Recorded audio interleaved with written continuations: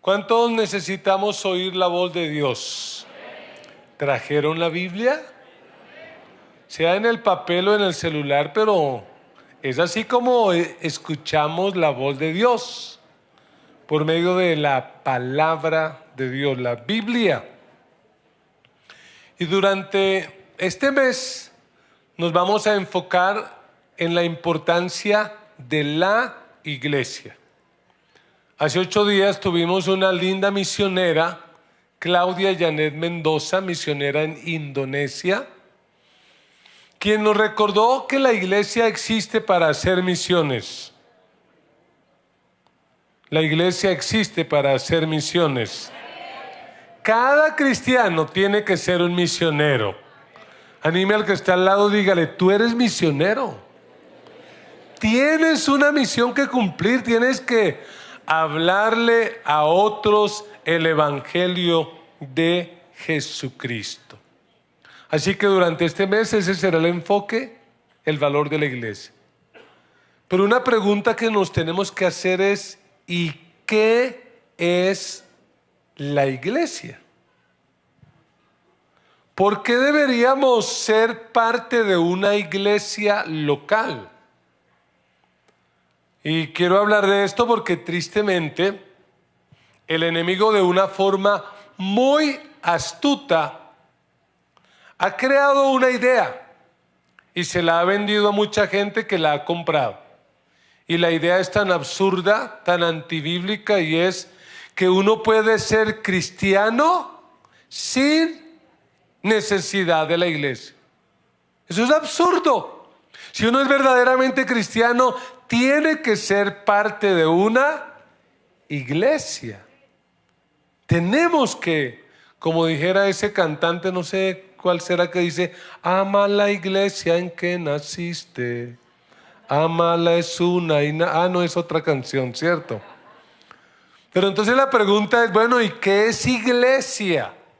Porque tal vez ahí radica mucho el problema de que muchos no saben lo que es iglesia. Y quisiera recordarle algunas cosas que no es iglesia. Número 1, la iglesia no es un club social, llamémoslo. Porque algunos ven la iglesia como, no, es un club social, uno allá va, la pasa chévere. Pues hay compañerismo, pero la iglesia no es club social. Tampoco la iglesia es una agencia matrimonial, aunque indudablemente este puede ser el mejor lugar para conseguir esposa o esposo. Así que si usted está soltero o soltera, eche ojito por ahí. Mira algún soltero y con disimulo le pega un pisotón por aquello de que todo lo que pisare la planta de mi pie será mío. Pues es una promesa bíblica, ¿no? El libro de Josué. Pero el matrimonio no es una agencia matrimonial. Tampoco el matrimonio no es un circo. Aunque a veces reímos, pero aquí no hay un show, no hay un espectáculo, y menos el pastor de esta iglesia es un mago que hace aparecer y desaparecer cosas. No. Tampoco la iglesia es un supermercado. No es un autoservicio. Cuando uno va a un autoservicio, uno dice, esto sí, esto no. Y algunos ven la iglesia así, no, lindo, que oren por uno, que le impongan a uno las manos, sí, diezmar y ofrendar. No, eso no, eso no. No, que le den a uno cuando uno está en la olla un mercadito, sí. No, pero bautizarse y comprometerse con un grupo pequeño, no, tampoco hasta por allá. La iglesia no es un supermercado.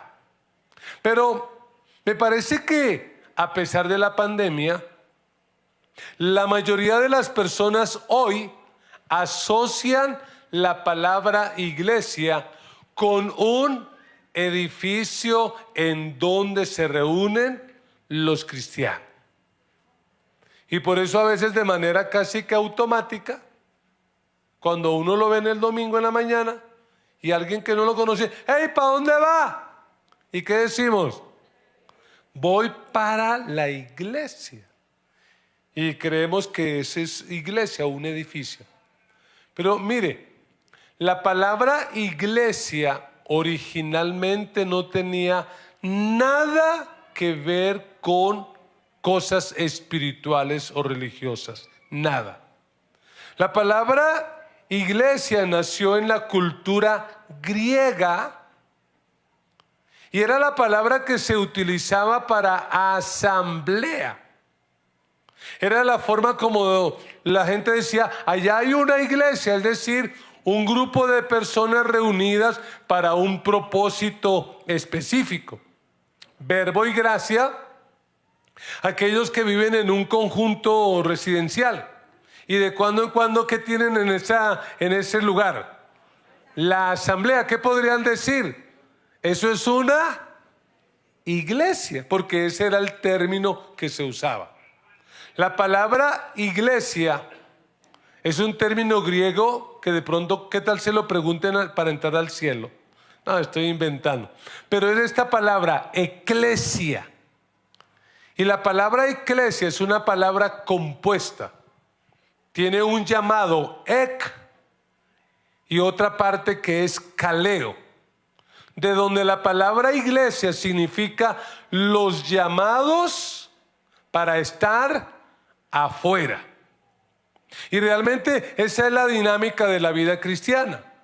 En algún momento de nuestra vida, a través del Evangelio, el Señor nos llama y nos dice algo así como esto: vengan a mí los que están trabajados y cargados y yo los haré descansar. ¿Cuántos oímos ese llamado del Señor y respondimos a Él? Vengan. Pero después, ¿qué nos dice? Vayan y hagan discípulos. ¿Qué es lo que hacemos cada domingo? Venimos y después vamos.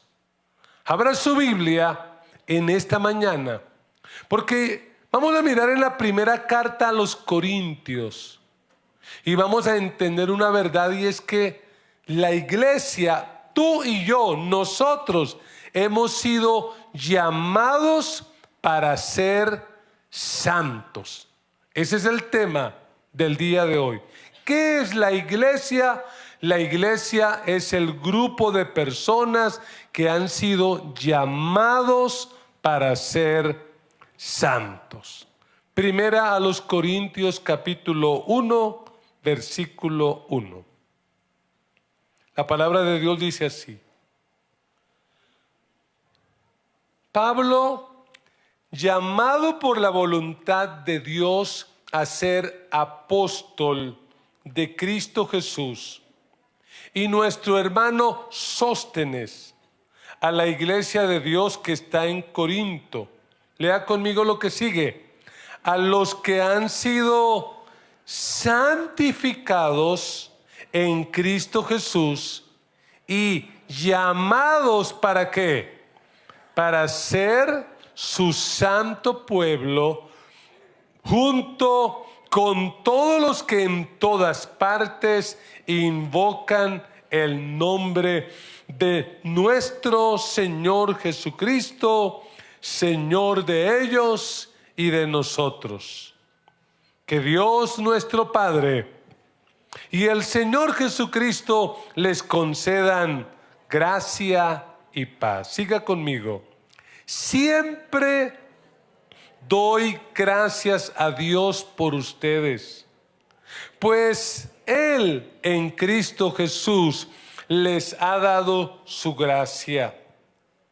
Unidos a Cristo, ustedes se han llenado de toda riqueza, tanto en palabra como en conocimiento. Así se ha confirmado en ustedes nuestro testimonio acerca de Cristo.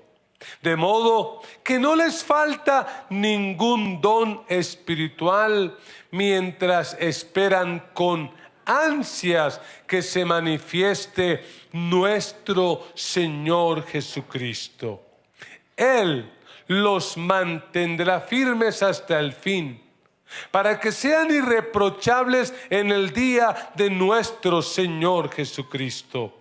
Fiel es Dios, quien los ha llamado a tener comunión con su Hijo Jesucristo, nuestro Señor.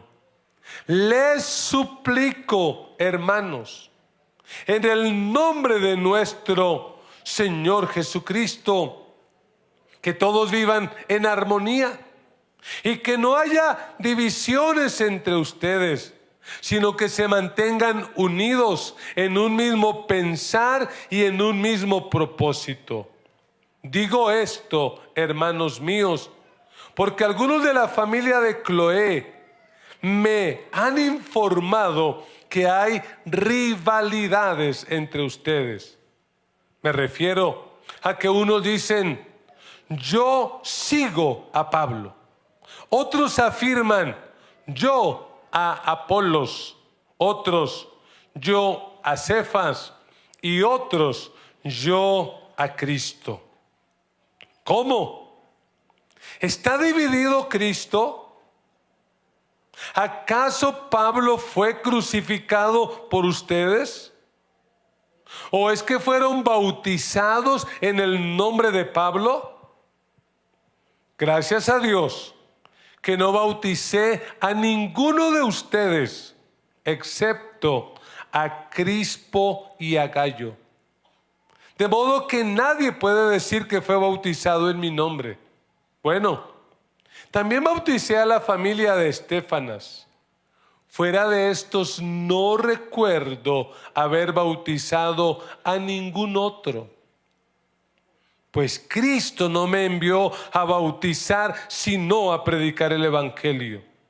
Y eso sin discursos de sabiduría humana, para que la cruz de Cristo no pierda o no perdiera su eficacia. Amén.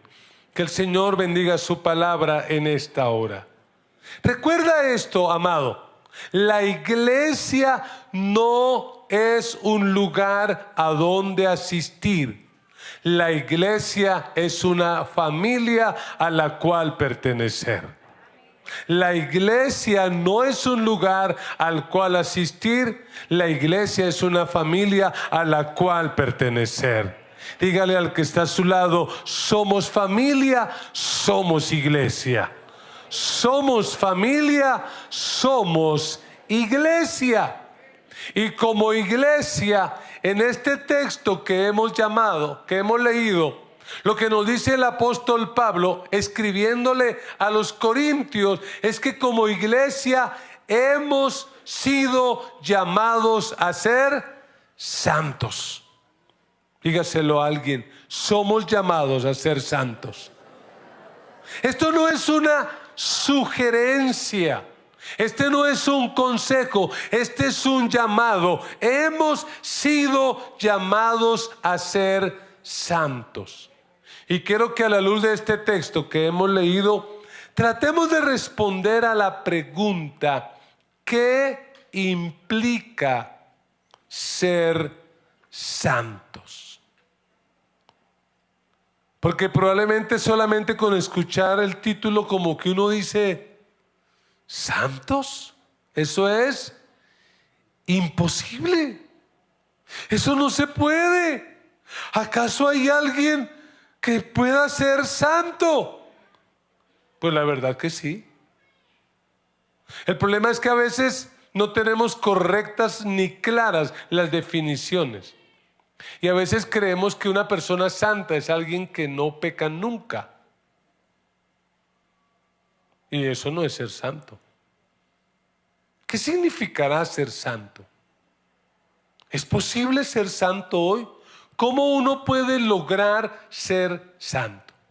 Yo quiero dejar en su corazón, si usted me lo permite, 3 acciones que nos van a ayudar a responder esa pregunta: ¿qué implica ser santo?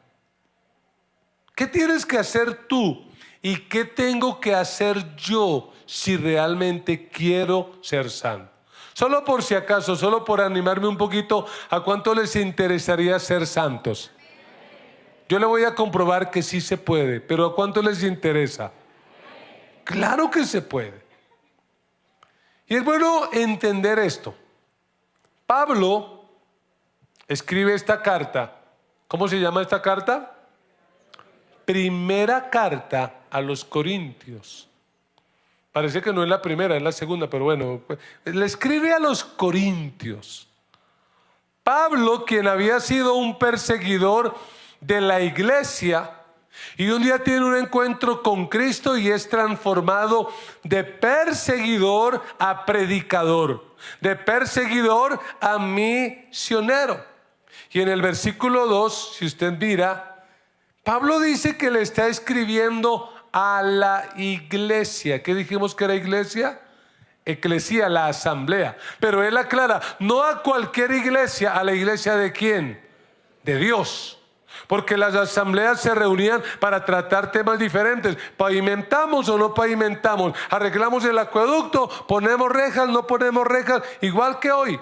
Pero aquí dice Pablo, no, esta no es cualquier asamblea, es la asamblea de Dios. Por eso en este lugar no se tratan asuntos políticos, porque esta no es una organización política, esta es la iglesia de Dios, donde se tratan asuntos espirituales y celestiales. La agenda aquí no es la agenda política de ningún gobierno ni de ningún candidato. La agenda aquí es la agenda del reino de Dios. Esta es la iglesia de Dios, donde estamos preparándonos para el reino de Dios.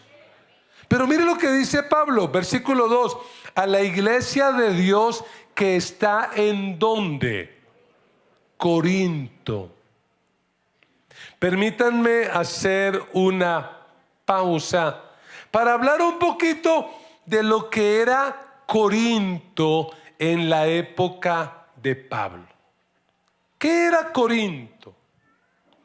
Corinto era una de las ciudades más importantes en el Imperio Romano. Corinto estaba ubicada en una de las vías más transitadas del Imperio Romano. Por tanto, Corinto era muy próspera, manejaban mucho dinero, allí se movía plata. Se cree que aproximadamente tenía unos 750,000 habitantes, que para su época era una supermetrópoli.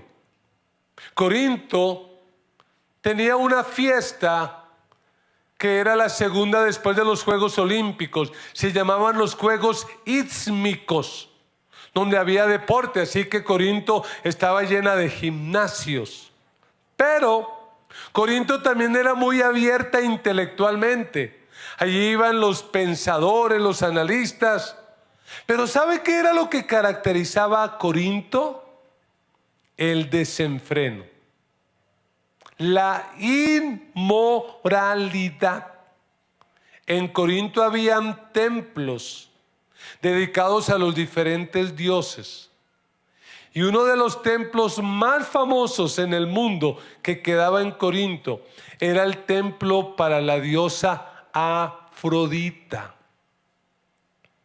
En ese templo, donde habían más o menos 1,000 sacerdotisas, y la finalidad del culto era darle placer sexual a los hombres.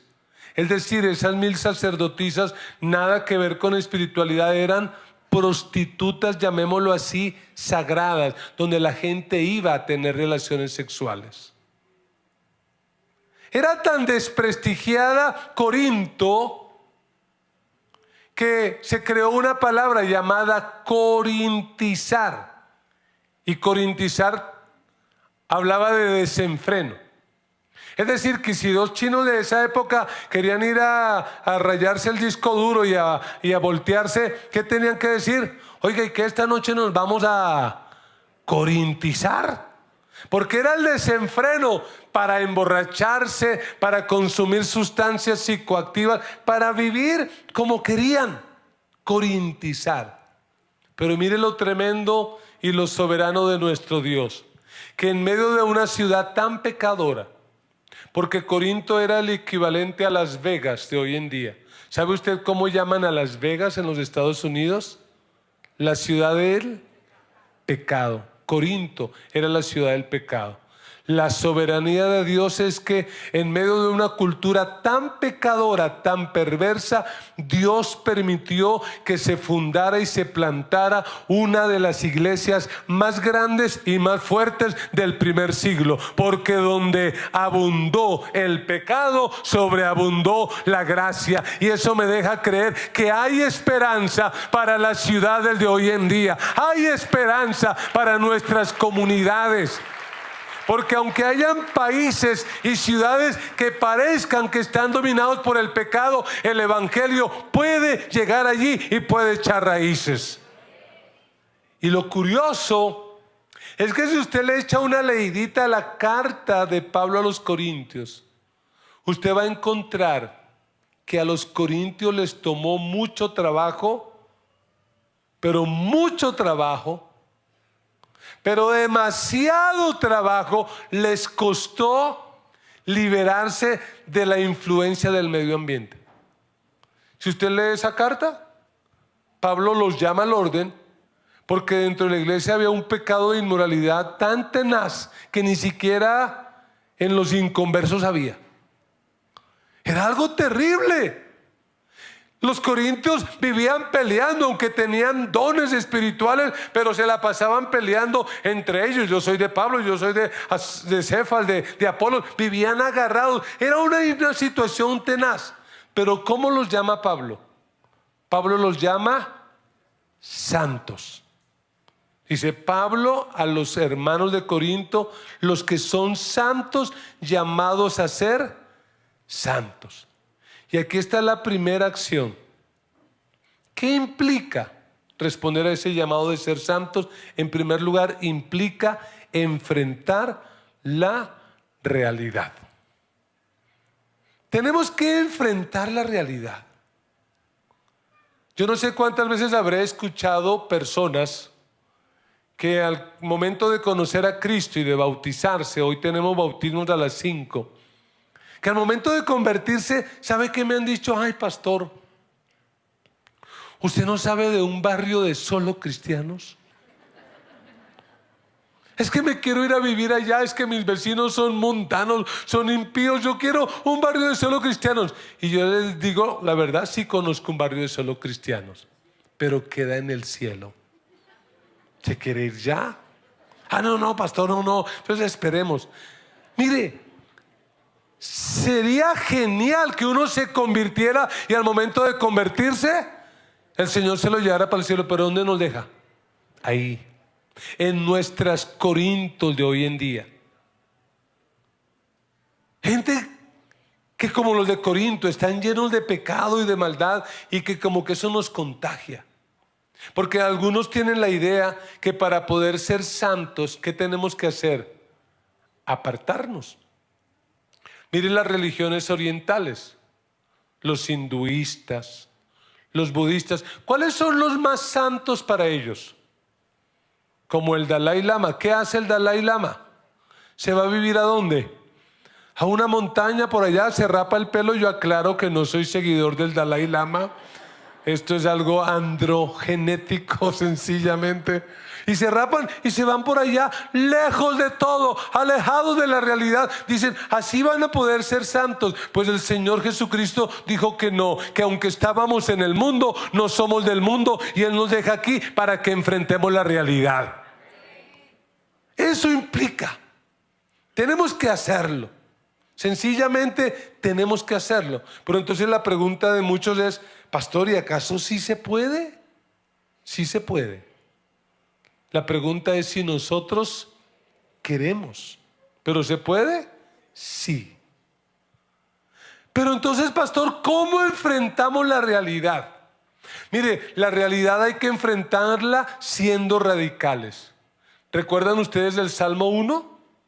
Yo me lo memoricé en la Reina Valera. Ahora uso la NBI, pero yo lo tengo aquí en la Reina Valera. ¿Y qué dice? Bienaventurado el varón que no anduvo en consejo de malos, ni estuvo en camino de pecadores, ni en silla de escarnecedores se ha sentado, sino que en la ley de Jehová está su delicia y en su ley medita de día y de noche. Será como árbol plantado junto a corrientes de aguas, que da su fruto en su tiempo, su hoja no cae y todo lo que hace prosperará. ¿Se puede o no se puede? Sí. Claro que se puede, pero se tiene que enfrentar la realidad con una actitud radical. ¿Cuál es el problema de muchos? Que probablemente era el problema de los corintios, de los hermanos de Corinto. ¿Cuál era el problema de los hermanos de Corinto? Que ellos decían, pues sí, pero no tenemos que ser tan fanáticos. Entonces podemos ir a un concierto mundano, felices, cantamos allá la música mundana y luego venimos al culto. ¿A qué estamos jugando? ¿A qué hemos sido llamados? ¿No los escuché? ¿A qué hemos sido llamados? A ser santos. Ay, pastor, pero es que si uno quiere impactar la sociedad, tiene que contemporizar con el espíritu de la época. Mentira, no es así. Si usted quiere transformar y cambiar la realidad, tiene que ser diferente. Tiene que notarse que usted es una persona totalmente diferente. El problema de la iglesia de hoy en día es que en lugar de estar influyendo el mundo está influyendo la iglesia. Y si queremos ser radicales y si queremos cambiar la historia, tenemos que ser santos, tenemos que ser totalmente diferentes. ¿Se puede o no se puede? Claro que se puede. La pregunta es si nosotros queremos. Y por eso Pablo les recuerda, ustedes son santos y llamados a ser santos. Romanos capítulo 12, recordemos de ese texto. Porque Pablo dice claramente lo que nosotros tendríamos que hacer. ¿Qué tendríamos que hacer? Dice Romanos 12, permítame buscarlo aquí. Por lo tanto, hermanos, tomando en cuenta la misericordia de Dios, les ruego que cada uno de ustedes en adoración espiritual ofrezca su cuerpo como sacrificio vivo, santo, agradable a Dios. Lea el 2, pero más convencido. Y si puede, léaselo al hermano que está a su lado. Dígaselo. No se amolden al mundo actual, sino sean transformados mediante la renovación de su mente. Así podrán comprobar cuál es la voluntad de Dios, buena, agradable y perfecta. ¿Tenemos que enfrentar la realidad? ¿Sí o no? Claro, pero tenemos que enfrentarla con la actitud correcta. Tenemos que ser radicales. Hermanos, a lo malo tenemos que seguir llamando lo malo y a lo bueno hay que llamarlo bueno. Tenga mucho cuidado con empezar a naturalizar el pecado. No, señores, tenemos que volver a la Biblia y ponernos de acuerdo con lo que Dios ha dicho en la Biblia. Pero que la ley dice, pero que el gobierno dice, pero que fulano dice. A mí qué me importa lo que diga la ley, lo que diga el gobierno. A mí lo que me importa es lo que dice Dios, y yo quiero vivir y enfrentar esta realidad viviendo para agradar a Dios, haciendo su voluntad, haciéndolo sonreír a Él. Tenemos que enfrentar la realidad. Y mira el versículo 4, porque me gusta esto. Porque es que la iglesia de Corinto fue probablemente la que más dolores de cabeza le produjo a Pablo. La más mundana, a pesar de ser iglesia rica, próspera, pero la más mundana. Sin embargo, en el versículo 4 Pablo dice: siempre doy gracias a Dios por ustedes, pues Él en Cristo Jesús les ha dado su gracia. ¿Qué hacía Pablo cada vez que se acordaba de los corintios? Oraba. ¿Y qué oración hacía? Señor, destrúyelos, acaba con esa gente. Aquí entre unos cuantos de ustedes tienen personas que son como complicaditas en la vida y que a usted le gustaría que cambiaran. ¿Sí tiene alguien así? Y honestamente no levante la mano, no se ponga en evidencia, pero cuando usted se acuerda de esa persona, ¿qué piensa? ¿Qué dice?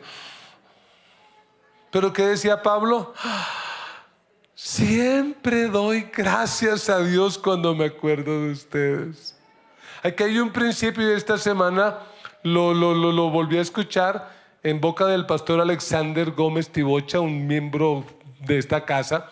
¿Y sabe qué? ¿Cómo se puede enfrentar la realidad? ¿Cómo podemos transformar la realidad? Orando. Porque Pablo veía la realidad de los corintios y ¿qué hacía? ¿Se amargaba? ¿Qué hacía? Siempre doy gracias. Este es el consejo. Menos cantaleta, más oración.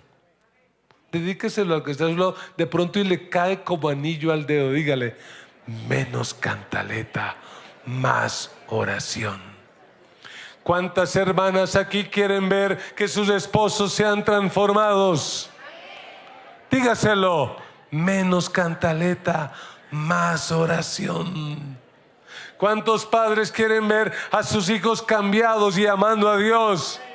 Dígaselo, menos cantaleta, más oración. ¿Cuántos quieren ver un país transformado? Pues sencillamente vamos a orar más y a cantaletear menos. Entonces lo primero es eso, enfrente la realidad. ¿Se puede ser santo en una comunidad llena de maldad? Sí, claro que sí. Segunda clave, segunda acción, principio como lo tenga. Ser santos, en segundo lugar, implica entender la santidad. Porque a muchos les cuesta trabajo un mensaje como estos, ser santos, porque no han entendido lo que significa ser santo. Y piensan que ser santo es un imposible. Un ejercicio pequeñito. ¿Cuántos de los que están aquí son pecadores? Levanten la mano que dice yo admito. Ahí está el problema. El problema está en lo que usted cree. El problema está en lo que usted piensa. Leyó el versículo 2 que dice Pablo, a los pecadores que están en la iglesia de Corinto. ¿Qué les dice? Pablo, ¿a los qué? A los santos que están en la iglesia de Corinto, llamados a ser santos. Pero pastor, explíquemelo, si es que yo soy un pecador. Mira, si tú le entregaste tu vida a Cristo, tú no eres un pecador.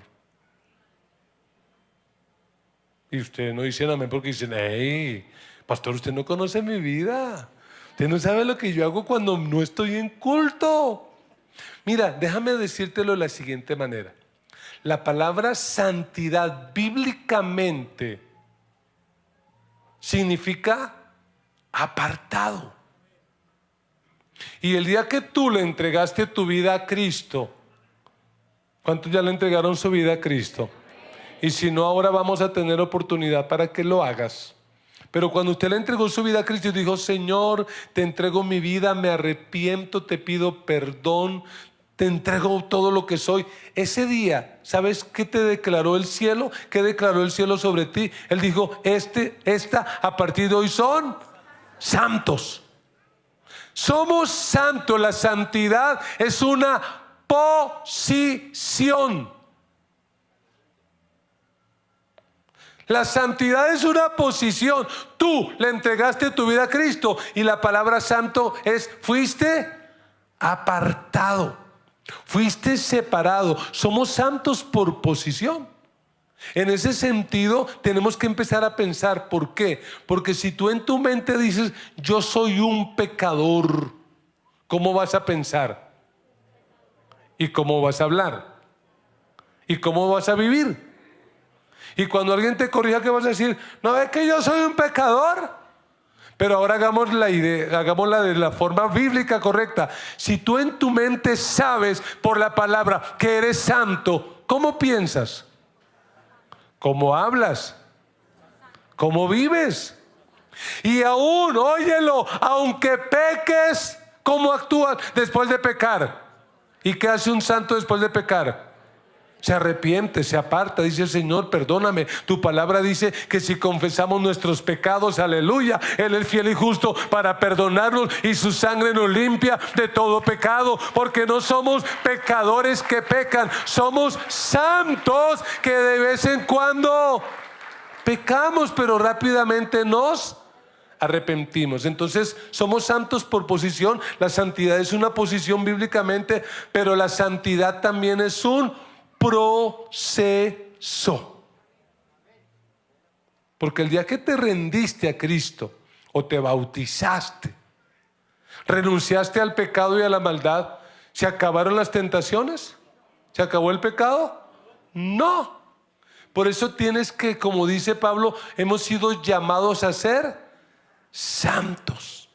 Empezamos ese proceso de santificación. Y según Romanos 12, ¿en dónde tiene que empezar ese proceso de santificación? ¿Qué es lo que se tiene que renovar? La mente. Tenemos que renovar nuestra mente. ¿Por qué? Por esto de sencillo, mire, lo que tú piensas se convierte en lo que tú sientes.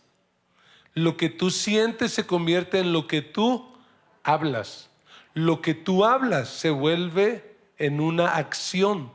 Lo que tú haces una y otra vez se vuelve un hábito. Y ese hábito forma tu carácter. Y ese carácter determina tu vida en la tierra y en la eternidad. Por eso, si queremos cambiar nuestros hábitos, ¿y cuántos queremos cambiar hábitos? ¿En dónde tiene que empezar eso? Aquí. Y tienes que empezar a saber que eres un pecador, eres un santo. Soy santo. Entonces, ¿cómo voy a pensar? Como santo. ¿Cómo voy a hablar? Como santo. ¿Y de qué voy a empezar a llenar mi mente? De lo que dice Dios de la palabra. Por eso, oiga, ojo con esa tendencia permisiva y mundana. Ay, yo no le veo nada de malo ir a un concierto. Ay, yo voy allá al concierto, no, pero al otro día adora a Dios. Ey, eso te está afectando aquí, y luego te va a afectar aquí, y te va a afectar en todo. Porque si estás a toda hora escuchando una aventura, es más, ay pastor, ¿por qué será que yo soy tan infiel a mi marido o a mi mujer? ¿Y cuál es tu canción preferida? Una aventura. Mire, de lo que usted se llene la cabeza, de eso le va a afectar. Así que no piense: ay no, es que eso es muy religioso, eso es ser muy radical. No, eso es ser verdaderamente cristiano, porque un cristiano ha sido llamado a ser santo y le tiene que decir no al pecado, no a la mundanalidad. Ay pastor, ya nos vamos a volver fanáticos. No nos vamos a volver, es que hemos sido siempre, solo que no nos habíamos dado cuenta. Pero tenemos que ser radicales, entender lo que es la santidad. ¿Sí amén? ¿Sí amén o no amén? Ser radicales en eso. Y número 3, ¿qué más tenemos que hacer? Tenemos que enfocarnos en la verdad. Tenemos que enfocarnos en la verdad. Y lo que hace Pablo en esta primera carta a los Corintios es decirle a esta iglesia: miren señores, y usted la puede leer y la animo, no se va a demorar media hora leyendo esa carta, pero ¿qué les dice Pablo? Mire, ustedes deben vivir así. Para empezar, era una iglesia que vivía peleando entre ellos, y no por cuestiones políticas, porque hoy en día sabía que la iglesia aún pelea por eso, matándose por un candidato político, a sabiendas que cuando ellos llegan al poder empiezan a vivir sabroso y usted sigue igual que siempre. Sea bobito. Si vamos a pelear o a morir o a hacernos matar por una causa, que sea por la causa del Señor Jesucristo. Lo demás no vale la pena, lo demás no tiene sentido. Bobada. Pero esta gente vivía peleando no porque es que yo soy de Millonarios, yo del América, yo del Nacional. No. Que, mire, dentro de la iglesia, ¿cuál era la pelea de ellos? ¿Sí lo leyó conmigo? ¿Qué decían unos? Yo soy de Pablo. ¿Y quién fue Pablo? Pues el fundador de esa iglesia. Yo soy de Pablo, el fundador. Y otros que decían: no, yo soy de Apolos. ¿Quién era Apolos? El maestro elocuente, el orador, el erudito. Yo soy de Apolos. Y otros que decían, no, eso no es nada. Yo soy de Pedro o de Cefas, es decir, del que anduvo con el mero mero. Y otros que eran los más rebeldes, pero querían parecer los más santos, que decían, yo soy de Cristo. Tenga cuidado con esos que no se someten a ninguna iglesia ni a ningún pastor. Esa es la gente más rebelde y más contaminante y más venenosa que hay. Usted tiene que amar la iglesia local donde Dios lo colocó.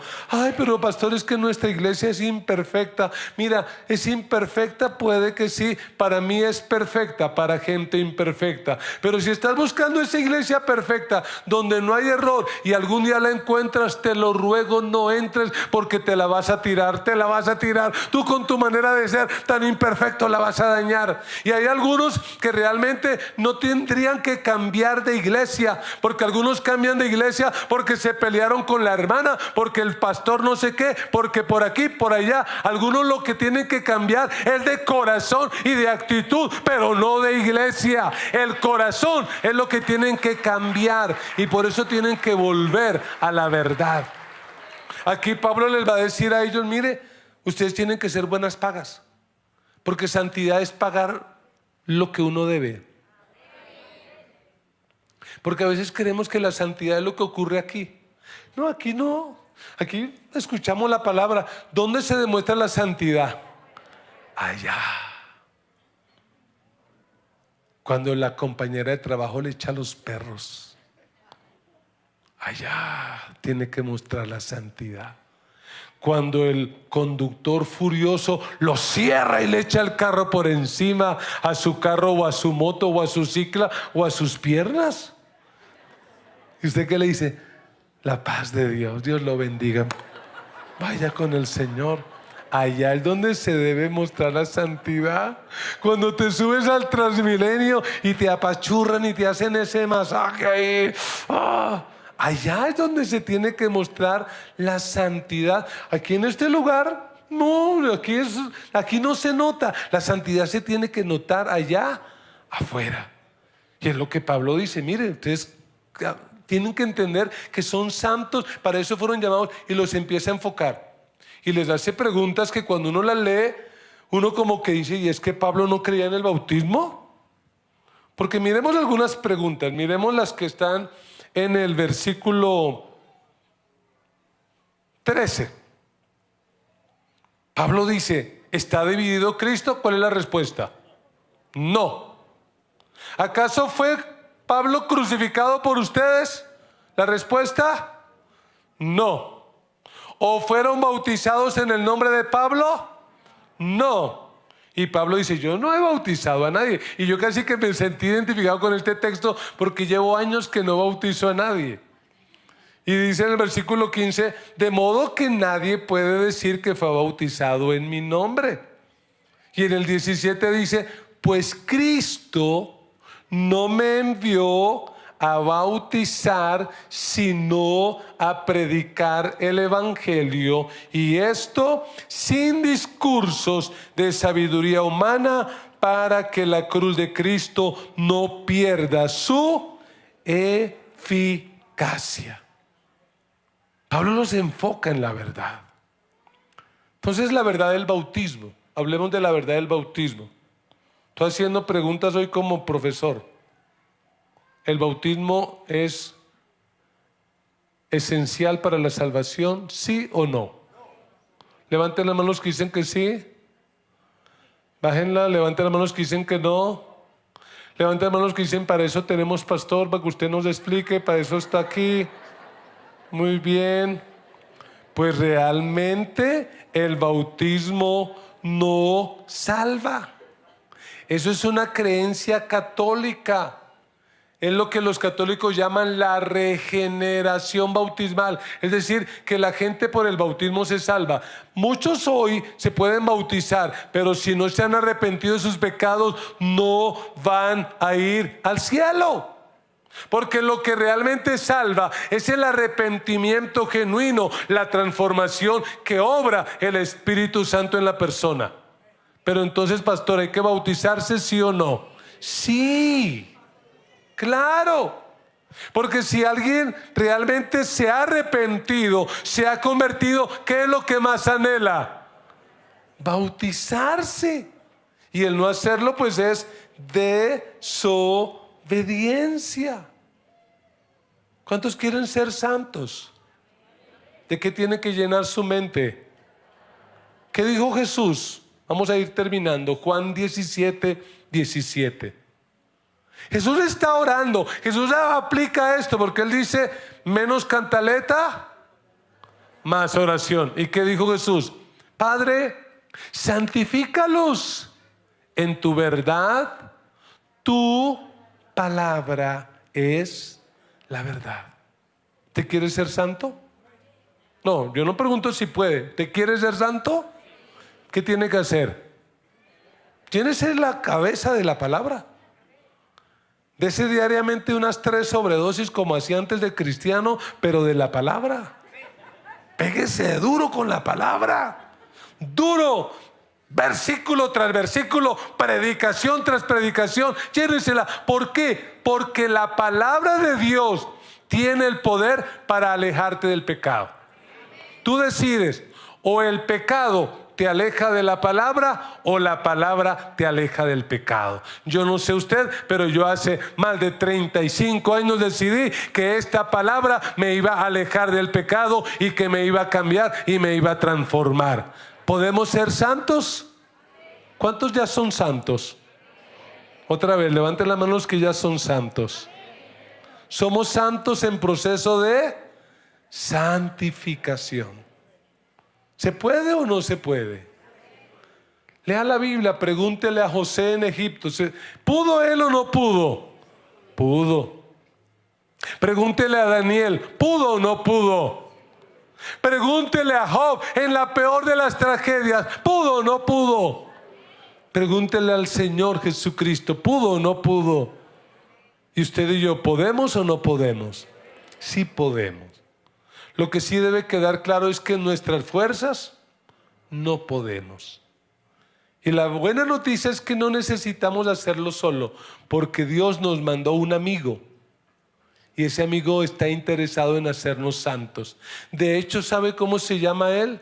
El Espíritu Santo. El que anda con gallinas aprende a cacarear. El que anda entre lobos aprende a aullar. El que anda entre águilas aprende a volar. Y el que anda con el Espíritu Santo va a volverse santo. Sí se puede. Mira este versículo, Primera de Pedro 1:14, léalo conmigo. Primera de Pedro 1:14. Léalo. Como hijos obedientes, no se amolden a los malos deseos que tenían antes, cuando vivían en la ignorancia. Más bien, sean ustedes como santos en la iglesia, en el culto, ¿sí? ¿En dónde hay que ser santos? En todo lo que hagan, como también es santo quien los llamó. Pues escrito está, sean santos, porque yo soy santo. Hemos sido llamados a ser santos. Y la buena noticia es que ya somos santos y podemos ser más santos todavía. Guarda esta frase en tu corazón. Quien decide vivir en santidad podrá transformar su realidad. Sin santidad, nadie verá al Señor. Que Dios nos ayude a todos.